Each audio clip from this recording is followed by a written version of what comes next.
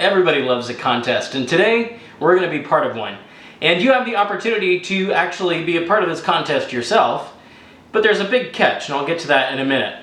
So I have this little pamphlet here, and it has multiple recipes in it. It actually has two that are part of the contest. One is for a recipe that they're calling orange rolls, and then the other is for an inexpensive butter sponge cake, and that's the one we're going to be making today. However, if you want to name these recipes and win a prize of up to $1,000, then you'd better find a time machine and go back to 1939, because that's when these recipes come from.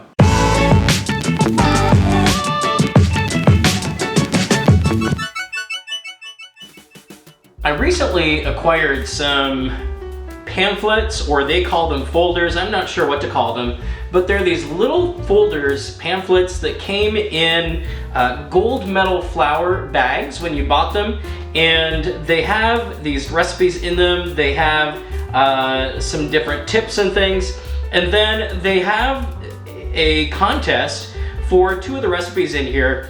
As I said in our intro, we are going to be making this prize contest inexpensive butter sponge cake. And this is from 1939 because the deadline to submit your recipe names is July 31st of 1939. And it says here that everybody loves airy, light as a feather sponge cake.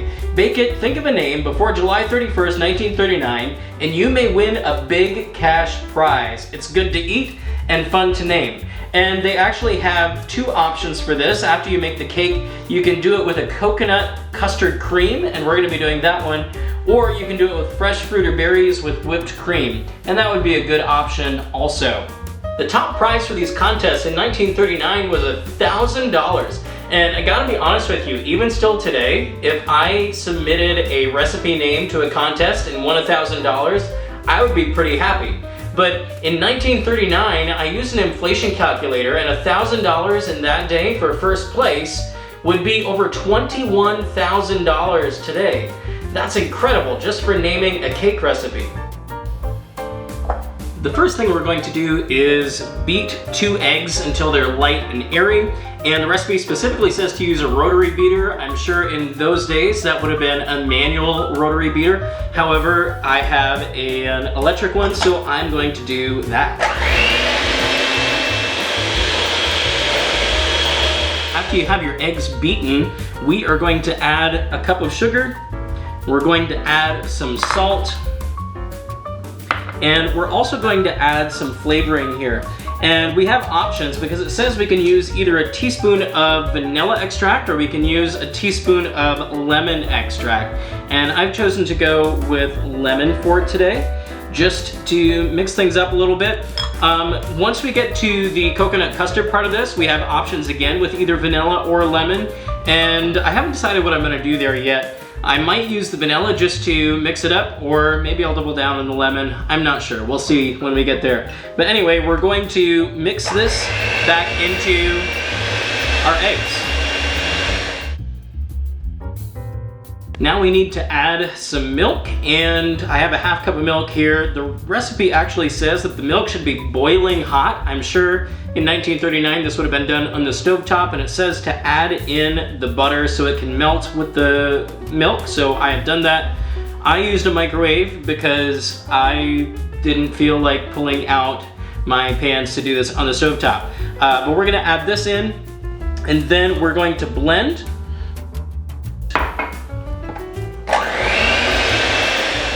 I have here a cup of flour and some baking powder, and we're gonna sift that together. You can sift it right into your batter that you've got going here if you would like.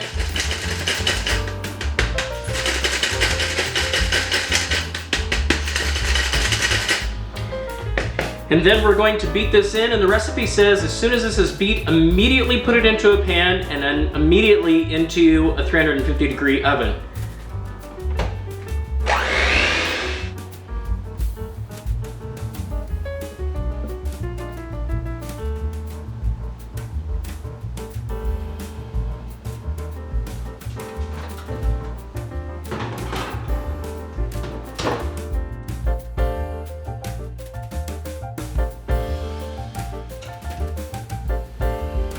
So I'm not sure quite what happened here. I just pulled the cake out of the oven and there is definitely a concave bowl in the middle of this cake, and I really don't know why, because the rest of the cake looks fine. It's just in the very, very center, and I did make sure that this batter was well beaten before it was put into the pan. So a little confused on that. However, the rest of the cake looks good. The directions at this point say that we're just going to leave this in the pan for about a minute, and then after a minute has passed, we're going to put that onto the cooling rack to cool on its own outside of the pan.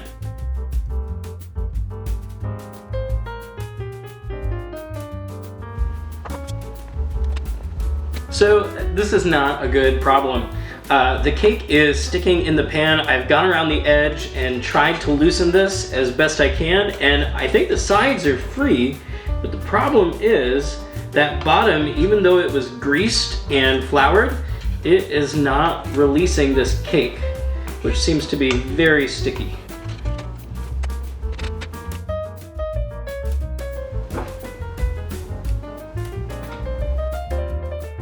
Well, that's not the way I wanted to get it out, but it is out. And you know what? If we're gonna be covering it in a custard cream anyway, it's gonna taste fine. It just won't look pretty.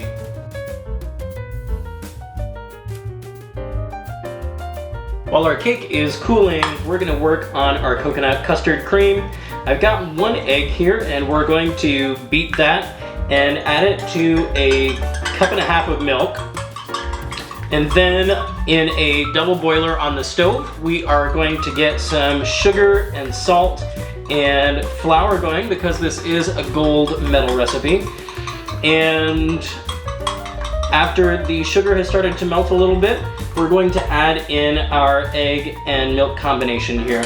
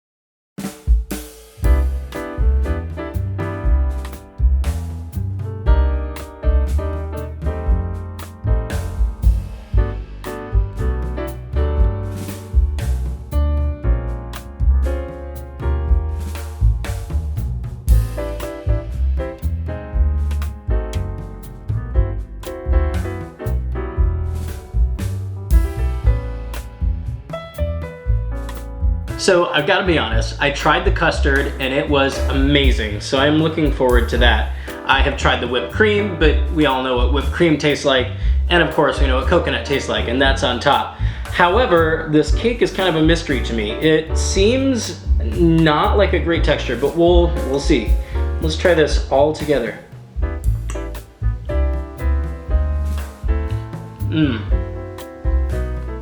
That custard is divine. If you take anything away from this recipe, make the custard, because that is what makes this cake. The cake is just okay. There's not much flavoring in it. As you know, we did put some lemon flavoring in, and there is a little bit of that lemon flavor. However, other than that, it is just a very basic cake. I think the outside of the cake, the texture just did not work. It's a very sticky cake, as opposed to being light and fluffy like the recipe says it was going to be. However, it's adequate. Would I make this again? I wouldn't make the cake. I would definitely make the custard, and I might even do the cream and the coconut on another cake recipe. However, there are elements of this that are really good, and then elements that are just not that great. That's not going to stop me from eating this whole thing though.